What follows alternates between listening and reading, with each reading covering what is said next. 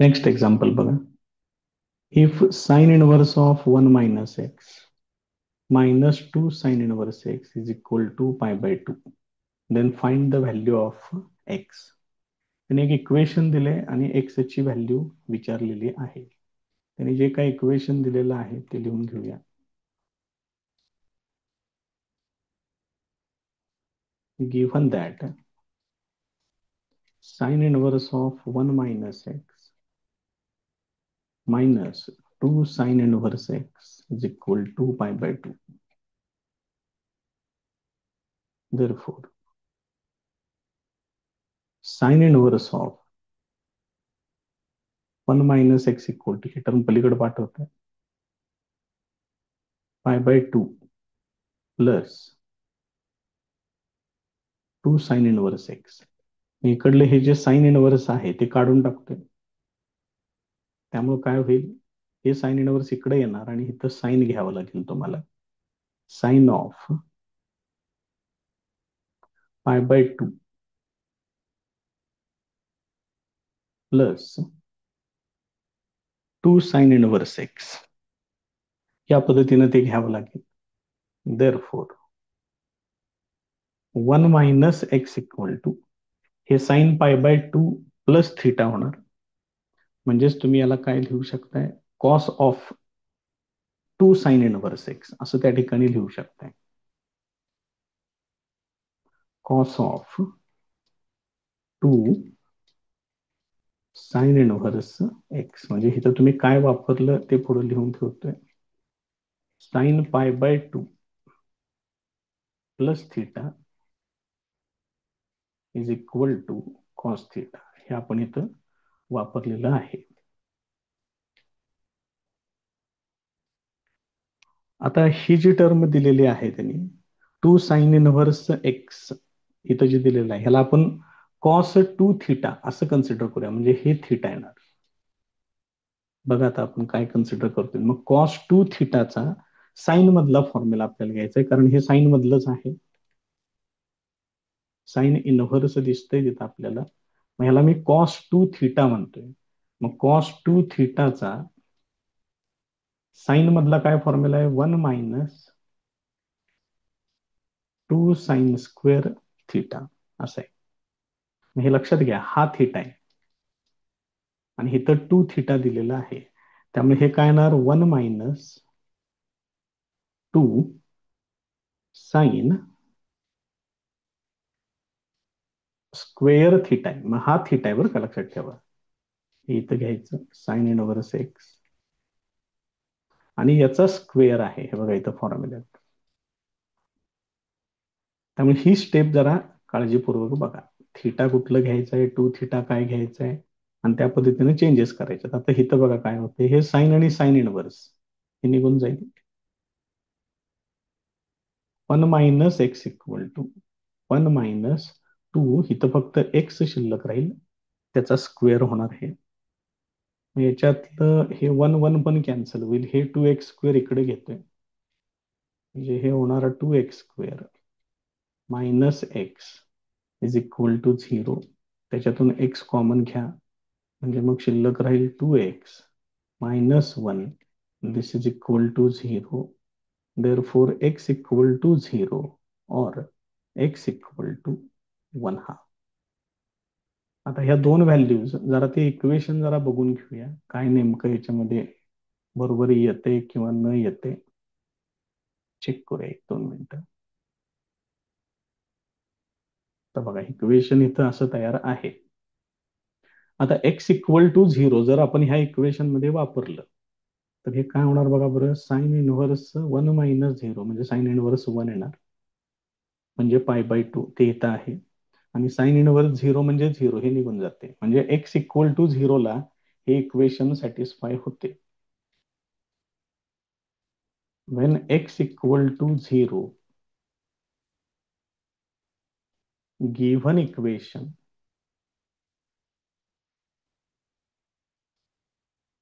is satisfied.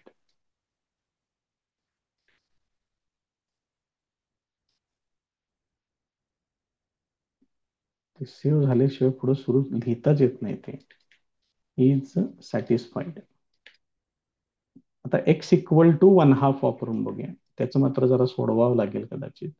Wien x equal to 1/2, बघा बरं याच्यामध्ये काय काय होईल. साइन इनव्हर्स ऑफ 1 मायनस 1/2 येणार, मायनस 2 साइन इनव्हर्स 1/2 हे असं येणार. मग 1 मायनस 1/2 म्हणजे इथं 1/2 येणार, मायनस 2 इंटू साइन इनव्हर्स 1/2 म्हणजे इथे येणार π/6. म्हणजे हे किती होतंय बघा, साइन इनव्हर्स 1/2 म्हणजे हे पण π/6 येणार, मायनस इथं 2 ला इथं डिव्हाइड करून घ्या म्हणजे हे होणार π/3. π/6 म्हणजे 30, मायनस 60 म्हणजे -30 येणार. म्हणजे ह्याचे आन्सर -π/6 येते. हे π/2 येत नाही. दिस इज नॉट इक्वल टू π/2. त्यांनी काय प्रूव्ह करायला विचारले बघा, इक्वल टू π/2 आलं पाहिजे. देअरफोर मग इथं शेवटी तुम्ही x ची व्हॅल्यू 1/2 घेऊ शकत नाही. Therefore x is not equal to 1/2. Therefore x equal to 0. हे त्याचं final answer.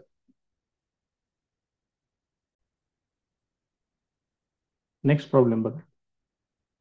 tan inverse 2x plus tan inverse 3x equal to π/2, then find the value of x. हे झालेला टाईप आहे. बघूया सोडवून काय काय होते त्याच्यामध्ये तयार. Given tan inverse 2x plus tan inverse 3x is equal to π/2. आता इथं π/2 ने येत नाही बरं का ह्याचा आन्सर. बरं झालं लक्षात आलं माझ्या लवकर ते. कारण कसं होणार बघा, टॅन इनव्हर्स याचं सोडवून टॅन इनव्हर्सच येणार आणि हे टॅन जर पलीकडे नेलं तर π/2 होणार. टॅन π/2 इन्फिनिटी येते. त्यामुळे हे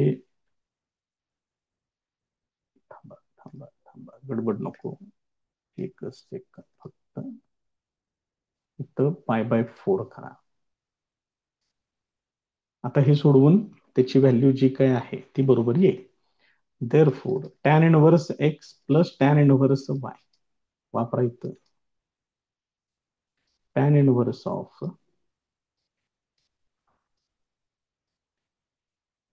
x plus y divided by 1 minus x into y. This is equal to π/4. आता बघा हे टॅन इनव्हर्स तुम्हाला इकडे घ्यायचं आहे म्हणजे इकडे टॅन π/4 होणार, ते 1 येणार. हे जर π/2 घेतलं असतं तर टॅन π/2 आलं असतं, इन्फिनिटी आलं असतं. त्यामुळे ते चुकणार तिथं. 2x plus 3x divided by 1 minus 6x² is equal to, हे इकडे घ्या,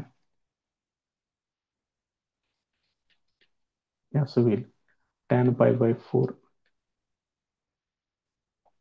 Therefore 2x plus 3x that is equal to 5x. 1 minus 6x². This is equal to tan π/4 म्हणजे 1. याने इकडे मल्टिप्लाय करा. 5x equal to 1 minus 6x². त्यात अलीकडे घ्या, सगळ्याच टर्म इकडे घ्या.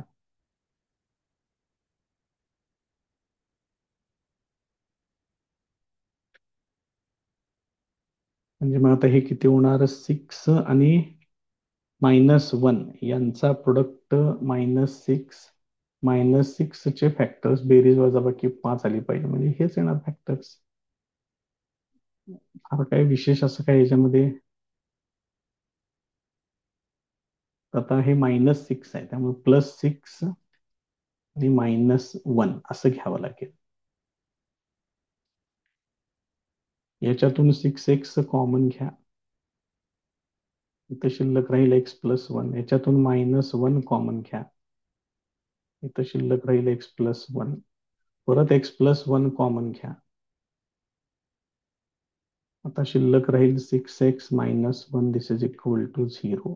याच्यावरून तुम्हाला दोन व्हॅल्यूज मिळतील. x इक्वल टू -1 और x इक्वल टू 1/6. मग आता इथं tan इनव्हर्स -2 म्हणजे निगेटिव्ह. तुम्हाला x ची व्हॅल्यू निगेटिव्ह घेऊन चालणार नाही. काय tan इनव्हर्स मायनस होणार, ते परत ते जाणार निगेटिव्ह मध्ये, π/4 येणार नाही मग. ठीक आहे, बघा इथं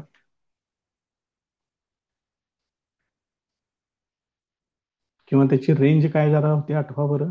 रेंज कशी होती? -π/2. π/2 ते अँगलची रेंज आहे. 0 टू इन्फिनिटी. नाही, तसं पण नाही सांगता येणार.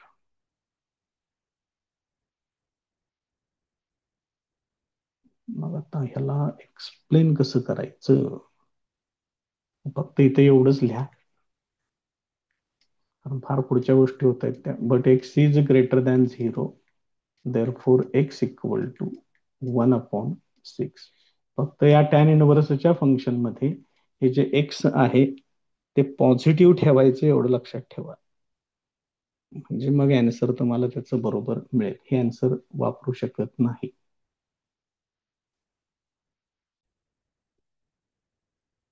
नेक्स्ट प्रॉब्लेम बघा. शो दॅट सांगितलंय. मग ही LHS आहे आणि हे RHS मिळवायचं आहे. काय विशेष काय नाही आहे जास्त. LHS इक्वल टू लिहून घेऊया.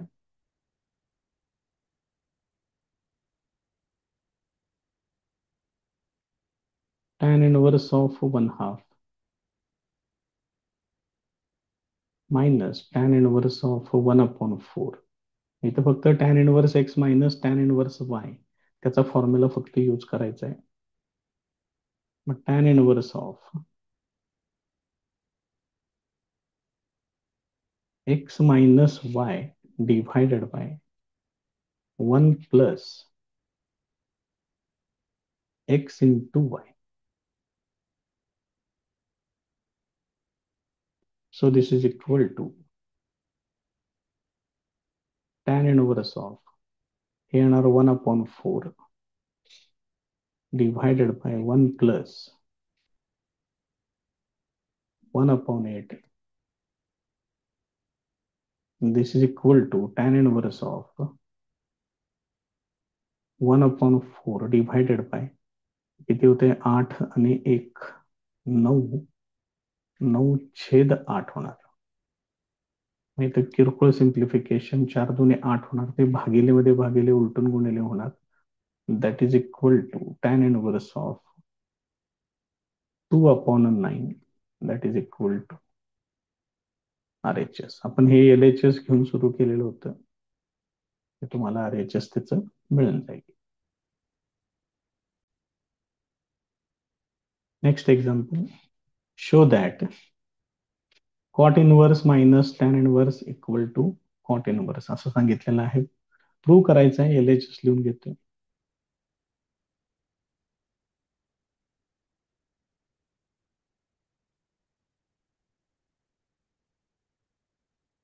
तर बघा काय दिलंय त्यांनी. LHS cot inverse of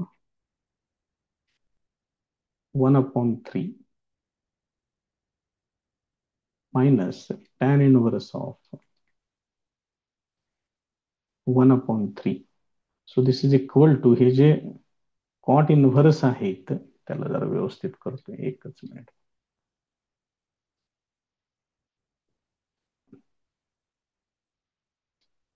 cot इनव्हर्सला मी टॅन इनव्हर्स मध्ये कन्वर्ट करतोय. मग हे होणार tan inverse 3 minus tan inverse 1/3. आता फॉर्म्युला वापरा. मग हे काय येणार? Tan inverse of x minus y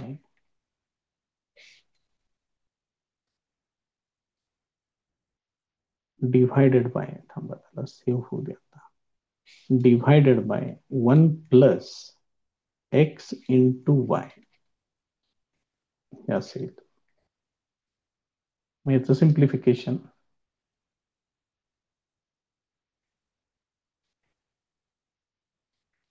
tan inverse of 3 त्रिक 9, 9 वजा 1, 8/3, तर 3 ला 3 कॅन्सल होईल, 1+1 ते येणार 2, 2 त्याला भाग घालव, मग हे किती होणार, टॅन इनवर्स ऑफ 4/3, आहे का बघा, कॉट इनवर्स 3/4 सांगितलं, ठीक आहे, याला रेसिप्रोकल करा, हे होणार cot inverse 3/4 that is equal to RHS. या पद्धतीनं व्हेरीफाय होईल. नेक्स्ट प्रॉब्लेम बघा, शो दॅट, हे सांगितलेलं आहे त्यांनी, बघूया मग काय काय करायचं त्याच्यामध्ये. त्याला थोडस सिम्प्लिफाय करून घेऊया आपण, बघा म्हणजे मग जरा थोडस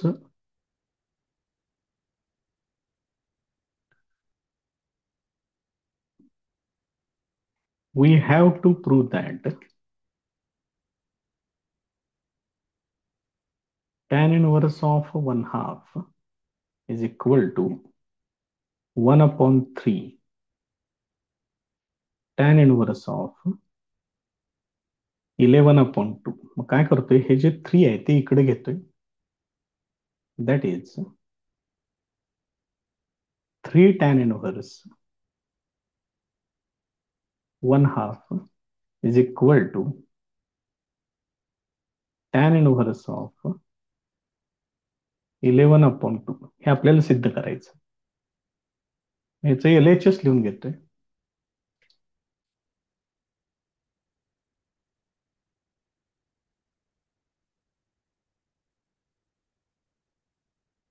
कसं आहे, हेच फक्त मी असं म्हणून घेतोय. 3 म्हणजेच 2+1 लिहू शकताय, मग 3x ला जसं 2x+x लिहू शकताय तसंच ह्याला लिहितोय, हे असेल. आणि आता या ठिकाणी आपल्याला 2 tan इनव्हर्स एक्सचा फॉर्म्युला वापरायचा आहे. मध्ये 1 सेकंदाचा ब्रेक येत आहे. मग आता 2 tan इनव्हर्स एक्स म्हणजेच तुम्ही काय लिहू शकता इथं, tan inverse of 2x upon 1 - x², हे असेल. मग हा फॉर्म्युला इथं यूज करायचा, म्हणजे मग इथं काय येणार, tan inverse of 2 times x म्हणजे इथं 1/2 आहे, डिव्हायडेड बाय 1 - 1/2² हे असेल, प्लस tan इनव्हर्स ऑफ 1/2. तर हे फक्त आपल्याला पुढं सिम्प्लिफाय तेवढं करावं लागेल. मग आता इथं 2 ला 2 कॅन्सल होईल हे, आणि हे काय येणार बघा, पुढे सिम्प्लिफिकेशन tan इनव्हर्स ऑफ 1 इथं काय होईल, 1/4, 4 - 1 म्हणजे हे येणार 3/4, this is equal to, sorry, plus tan inverse of 1/2, म्हणजेच हे होणार tan inverse 4/3 plus tan inverse 1/2. आता हे फक्त पुढे सोडवायचं, मग ह्याचं परत एकदा tan inverse x plus tan inverse Y हे तुम्हाला त्या ठिकाणी वापरावं लागेल. आता इथं आणखी एकदा तोच formula, tan inverse of x plus y वापरलाय पण भरपूर वेळा हा formula, divided by 1 - x into Y.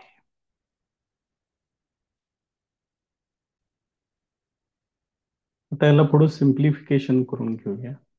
So this is equal to tan inverse of तर लसावी येणार 6, 2 इकडे मल्टिप्लाय करा 8, हे 3 इकडे घ्या, छेदामध्ये सिम्प्लिफिकेशन होईल 1 मायनस या 2 इथं भाग घालवा, 2 2 4 म्हणजे इथे येणार 1 मायनस 2/3. आता हे सोडवायचं आहे, परत पुढे इकडे घेतोय खाली. So this is equal to tan inverse of, याचं सिम्प्लिफिकेशन होणार 11/6, हे होणार 3 वजा 2, हे येणार 1/3.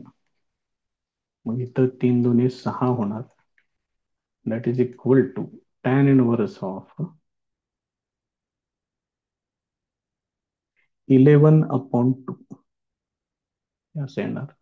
बघा बरं, आपण एक नवीन मॉडिफाईड इक्वेशन तयार केलेलं होतं मगाशी, तेच येते का फक्त चेक करा. बघा, ह्याला आपण इथे इक्वेशन नंबर 1 टाकू, हेच आलंय का बघा शेवटी. हे प्रूव्ह केलं की ते बाकी मग बरोबर ऍडजस्ट होते. Therefore, LHS is equal to RHS.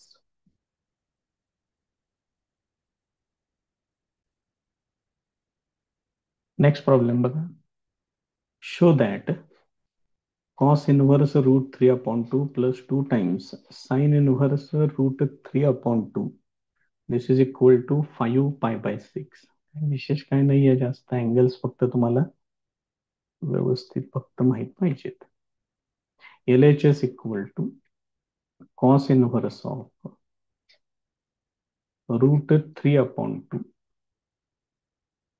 plus 2 sin inverse of route 3/2.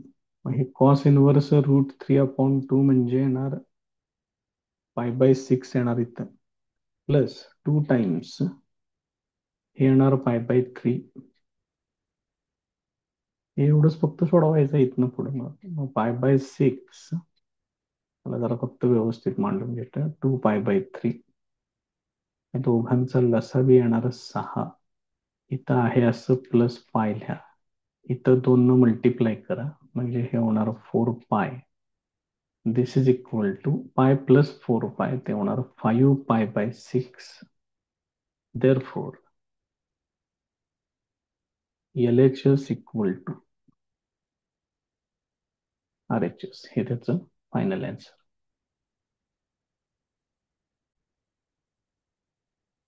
Next problem बघा.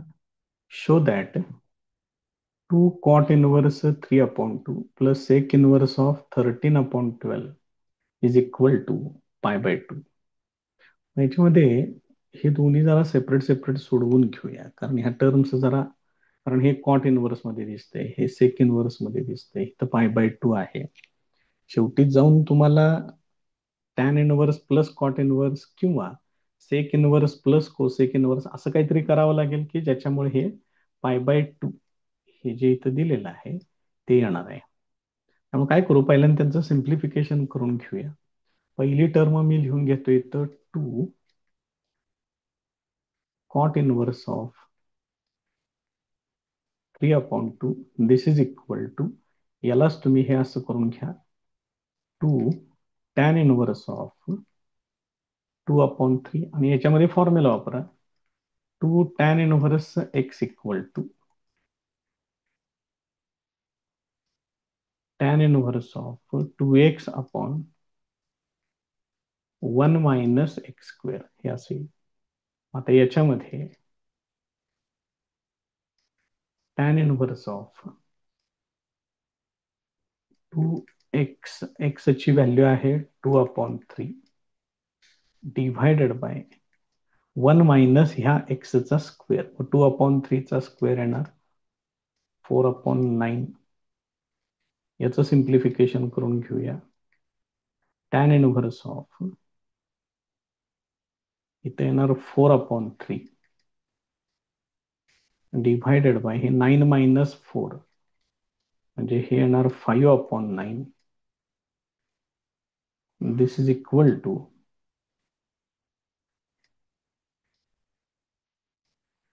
टॅन इनव्हर्स ऑफ, आता याचं सिम्प्लिफिकेशन किती होणार बघा, इथे येणार 3 त्रिक 9 येणार. म्हणजेच हे येणार 12/5. म्हणजे ह्याचं सिम्प्लिफिकेशन करून हे तुमचं टॅन इनव्हर्स 12/5 आलं. ही एक टर्म झाली त्याच्यातली. काय आहे ही टर्म? 2 cot इनव्हर्स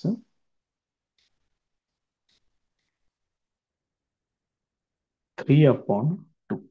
त्याला मी लिहितो इथं इक्वेशन नंबर 1. आता जी सेकंड टर्म आहे त्याच्यातली ते एक्झाम्पल घेऊया आपण खाली इथं. ती टर्म पण तयार करूया.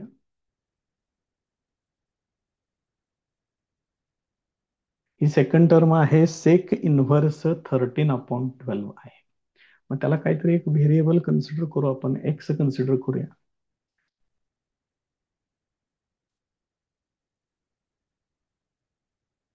assume that sec inverse of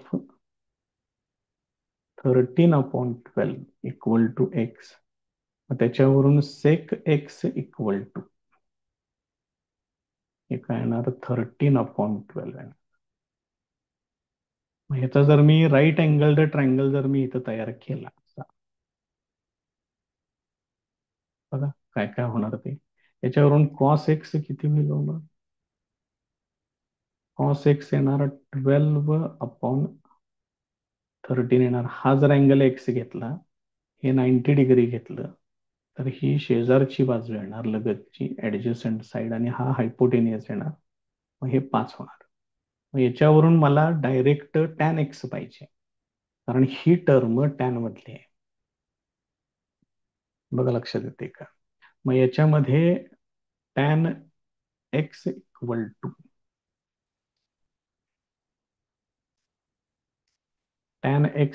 येणार 5/12. Therefore x equal to येणार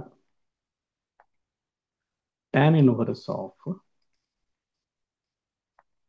5/12. पण एक्स इक्वल टू काय आहे? हे बघा इथं एक्स इक्वल टू, आणि हे पण एक्स इक्वल टूच आहे. म्हणजेच तुम्ही असं लिहू शकताय, therefore sec inverse of 13/12 is equal to tan inverse of 5/12. हे असं येईल. मला त्यांनी जे प्रूव्ह दॅट विचारलेलं आहे ते तेवढं आता आपण इथं काय करूया, लिहून घेऊया. LHS लिहून घेऊया त्याचं. आणि त्याच्यामध्ये ह्या सगळ्या आपण ज्या फाइंड आउट केलेल्या ज्या व्हॅल्यूज आहेत त्या एक एक एक एक आपण त्याच्यामध्ये वापरूया. तर दोन्ही टर्म्सचं सिम्प्लिफिकेशन माझ्याकडं तयार आहे. LHS इक्वल टू पहिली व्हॅल्यू बघा, 2 cot इनव्हर्स 3/2. लिहून घेऊया पहिल्यांदा आणि मग व्हॅल्यू शोधूया. 2 cot inverse 3/2 plus sec inverse 13/12. मग 2 cot इनव्हर्स 3/2 बघा कुठं आहे? हे बघा इथं आहे. याला आपण इक्वेशन नंबर 1 लिहिले, तिथं लिहायचं टॅन इनव्हर्स 12/5 लिहायचं. हे येणार टॅन इनव्हर्स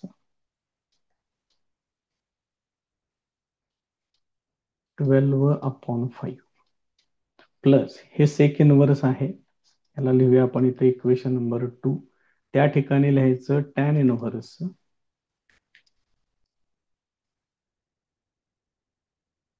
5/12. मग एक काम करूया, कुठल्याही एकाला कॉट इनव्हर्स मध्ये कन्व्हर्ट करा. हे टॅन इनव्हर्स पहिलं तसंच ठेवतंय, प्लस इथं येणार कॉट इनव्हर्स ऑफ 5, सॉरी व्यस्त करावं लागेल तिथं, कॉट इनव्हर्स ऑफ 12/5. आता हे आलं बघा, tan inverse x plus cot inverse x. This is equal to π/2. This is equal to RHS.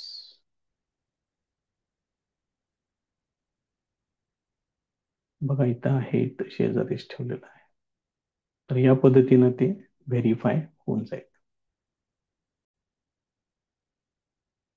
Next problem बघा. If x y z are positive आणि सगळे टॅन इनव्हर्सच्या टर्म आहेत. मी मगाशी सांगितलं होतं एका ठिकाणी एक्स काहीतरी -1/2 का -1/6 काहीतरी आलं होतं बघा. निगेटिव्ह होतं. निगेटिव्ह व्हॅल्यू टॅन इनव्हर्स मध्ये चालत नाही. त्यामुळे आपण तिथं ती व्हॅल्यू कॅन्सल करून प्लस असलेली व्हॅल्यू आपण सिलेक्ट केली होती. याचं LHS लिहून घेतोय. सिंपल एक्झाम्पल, काय नाही आहे विषय जास्त. LHS equal to tan inverse of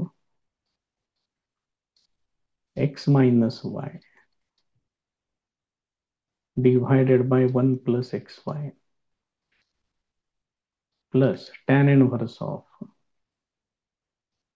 y minus z divided by 1 plus yz plus tan inverse of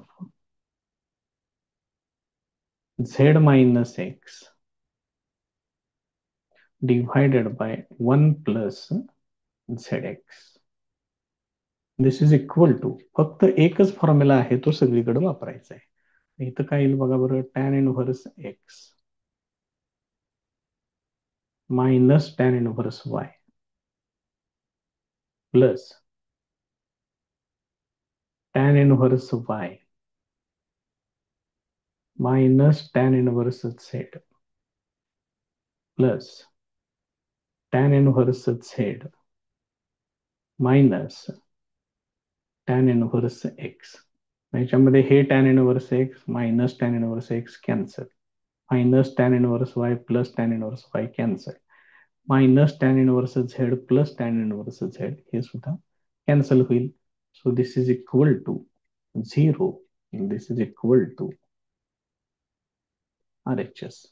हे या पद्धतीनं कम्प्लीट होईल.